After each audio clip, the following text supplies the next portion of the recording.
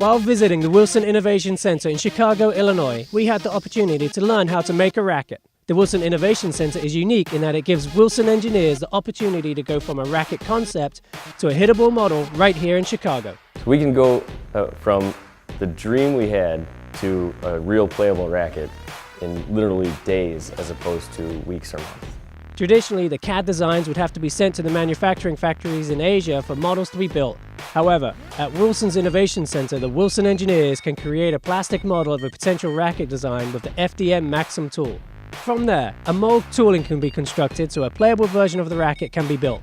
When building a racket, the Wilson engineers use a variety of carbon and other materials. A typical racket is made up of basically carbon fiber, and we use different grades of carbon fiber, from regular modulus to intermediate to the most expensive, which would be high modulus. We also incorporate Kevlar into the layup, and on some occasions fiberglass.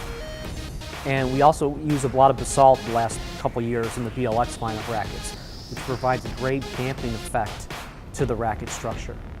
Once the materials are selected, a cutting table is used to give precise, detailed cutouts for the reinforcements incorporated into the layup of the racket.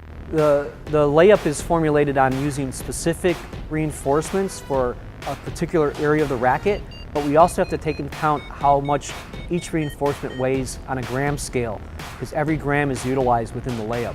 When you preform the composite layup, the room actually has to stay cool so the material doesn't cure up, but the table has to be warm so the material has some tact to it. So as you fold over the different layers or you add reinforcements, they stick to the actual preform. A freeze spray is utilized to help get the release paper off the back of the carbon fiber reinforcement. When we start the layup process, we actually put the bladder, within the bladder we put a mandrel, and that's the exact shape of the final form we want the carbon fiber to take. So that when we inflate it in the tool, it's not expanding too much, it's almost laid up in the correct height and width that we need to make the final product. While the body of the racket will be pushed into the shape of the mold during heating by an inflated bladder, the yoke requires a special process. We use the tool to help us create the final shape of the racket, and we use the tool to actually put the yoke in and use the yoke tie-ins to get the yoke in the correct position so it'll fit in the tool and the mold correctly.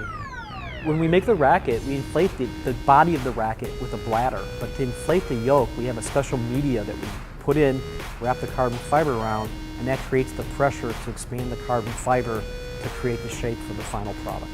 The next step in the process is to attach the manifold, which is the interface between the airline and the bladder, and the bladder is what inflates the racket to the shape of the tool. Once the tool is placed in the press, we use heat, pressure, and time to cure the racket.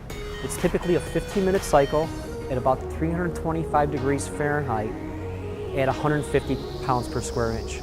Once the racket is removed from the mold, it requires some cleanup. When we demold the racket, you'll notice this loose material around the perimeter. That's the extra resin that we've pushed out through the carbon fiber, and we take that and deflash it off. We knock that off with the file. So here we have the finished racket. As you can see, it's been strung up as a 1820 string pattern on this one. Also really nice touch is they put my signature right there on the beam of the racket. And I also went with the Wilson Pro Stock leather grip and then a flared butt cap and a softer material, so it's got a really nice feel to it right in the base of your hand. Has a really cool custom black cosmetic to it too, so let's get out there and hit some balls.